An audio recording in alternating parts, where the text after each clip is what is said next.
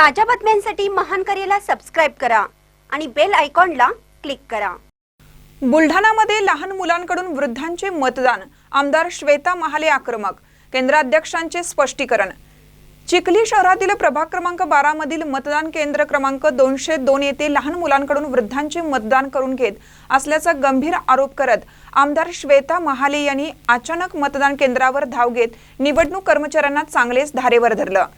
या मतदान प्रक्रियेत गैरव्यवहार होत असल्याची माहिती मिळाल्यानंतर त्या स्वतः केंद्रात दाखल झाल्या आणि संबंधित अधिकाऱ्यांकडून सविस्तर माहिती घेतली। या प्रकरणावर प्रक्रिया देताना मतदान केंद्राध्यक्षांनी असा कुठलाही प्रकार प्रत्यक्षात घडलेला नसल्याचं स्पष्ट केलं। मतदान प्रक्रिया नियमानुसार सुरू आहे, अफवांवर विश्वास ठेवू नये असं आवाहन त्यांनी केलं।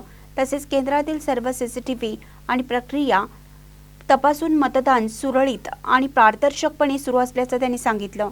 या आरोपामुळे काही काळ केंद्रावर तणावाचं वातावरण निर्माण झालं होतं, मात्र पोलिसांनी आणि प्रशासनाने परिस्थिती नियंत्रणात आणत मतदान प्रक्रिया सुरळीतपणे सुरू ठेवली।